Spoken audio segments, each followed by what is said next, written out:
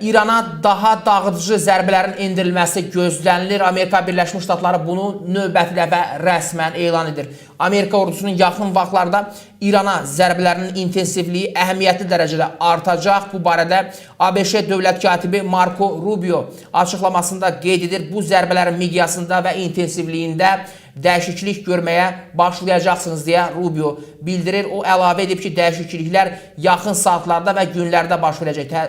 Belə deyək ki, indiki məqamda təəccüb doğuracaq məqam və situasiya, konkret durum ondan ibarətdir ki, Amerika Birləşmiş Ştatları bu qədər dağıdıcı və belə deyək, tamamən İranın altın üstünə çevirəcək əməliyyatların keçirilməsinə və davam etməsinə baxmayaraq, hələ də çıxış edir ki, bu hələ başlanğıcdır.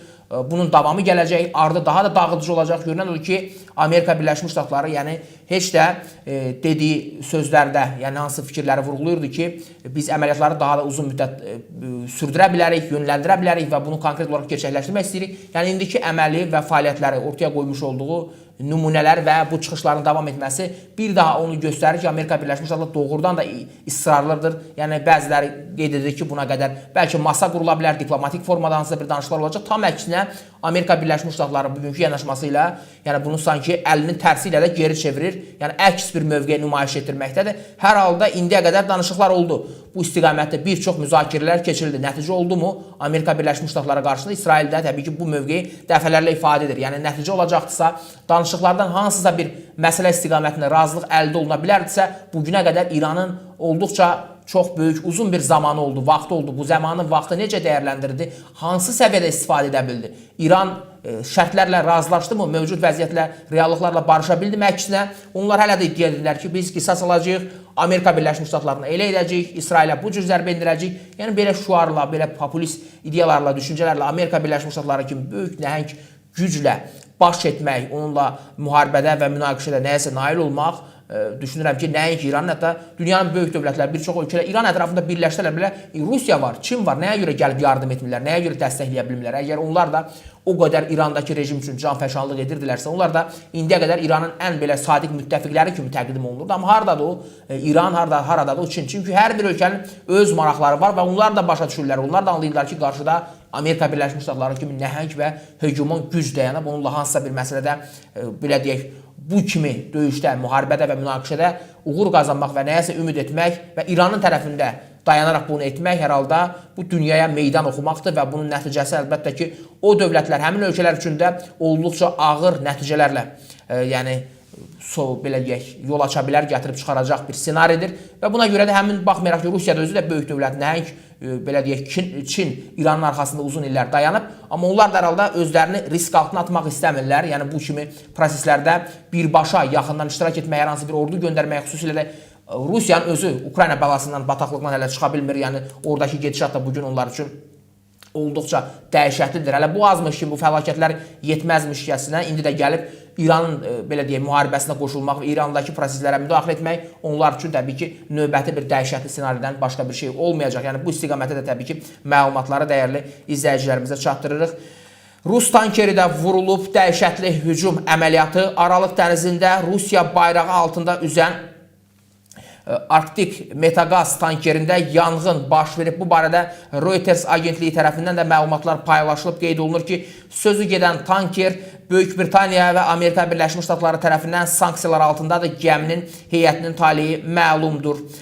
Daha doğrusu, yəni hücum nəticəsində bu görüntülər də yayımlanır. Mənbələrdən biri tankerə dron hücumunun ola biləcəyini qeyd edir. Bu əməliyyatın Ukrayna tərəfindən həyata keçirildiyi ehtimalı da olduqca yüksəkdir. Bəli, Rusiyadan danışmışkən elə tam yerinə düşdü ki, Rusiyanın tankeri də vurulub. Yəni Rusiya hər istiqamətdə, bütün cəbhələrdə bu şəkildə təcrid olunmaqdadır. Yəni onlara qarşı böyük və genişləndirilmiş formada bir əməliyyatların, proseslərin hələ də davam etməsini biz görməkdəyik. Baxmayaraq ki, Rusiya hər zaman bu kimi situasiyalarda, belə yaranmış müəyyən durumlarda özünün xeyrinə addımlar atmağa çalışır və hadisələri bir növ lehinə çevirəcək, yanaşma ortaya qoyacaq davranışları sərgiləməyə yönəldir. Bu da konkret olaraq hər kəsin başı qarışıb, dünya öz işini həll etməyə çalışır.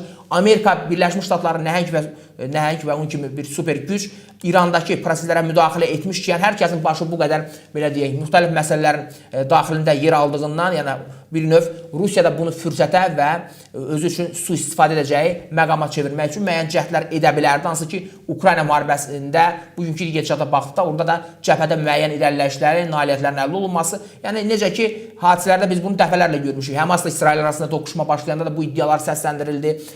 Rusiya bunu istifadə edəcək, Rusiya yararlanacaq, dünyanın başı qarışacaq və Rusiya Ukraynada istədiyinə nail ola bilər deyə fikirlər eşitdik. Hindistanla Pakistan arasında toqquşmada bunu yaşadıq. İndi Əfqanistanla Pakistan, yəni Taliban qruplaşması ilə Pakistan dövləti arasında münaqişə var, müharibə var. İranda baş verən hadisələr sanki onu da bir ikinci dərəcə atıb. Görün dünyanın hansı bir dövrünə, hansı bir belə deyək, zamana gəlib çatmışıq ki, hər tərəfdə müharibə, hər yerdə münaqişə. Yəni Pakistan qardaş ölkədir. Azərbaycana münasibəti 44 gün Vətən savaşındakı mövqeyi və indiki yanaşması hamımıza bəllidir.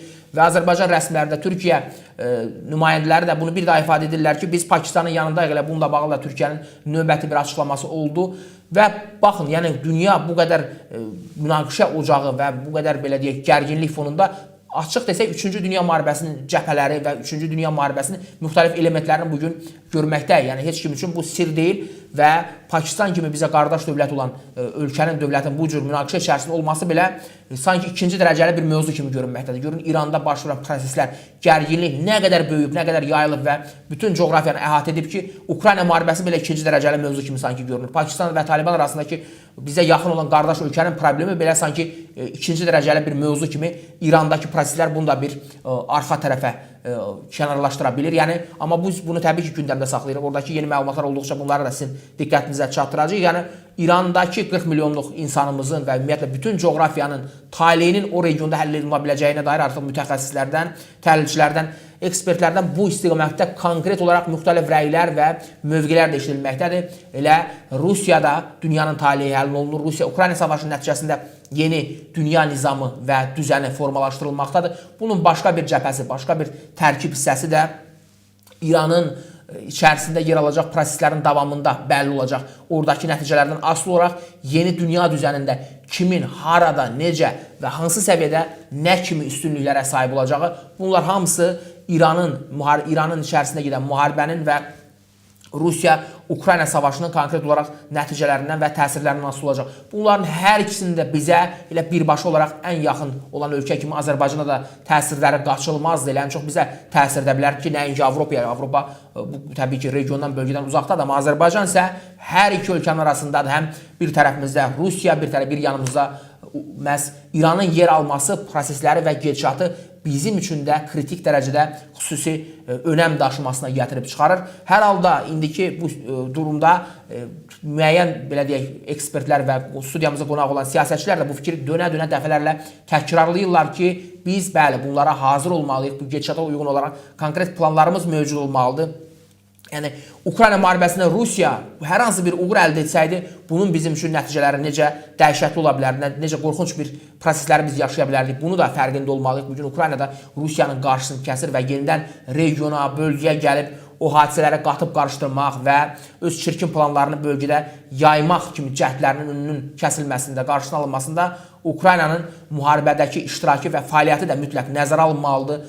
İran isə hər hansı bir şəkildə bu savaşdan öz rejimini qoruyub çıxacaqsa və ya bundan da dəhşətlisi rejimi qorumaq qalsın bir yana nüvə silahı əldə edə biləcəksə, həmin o nüvə silahını yönləndirə biləcəyi, istifadə edəcəyi və təhdid kimi belə yararlanacağı ölkələrin və dövlətlərin başında kimlər dayanır?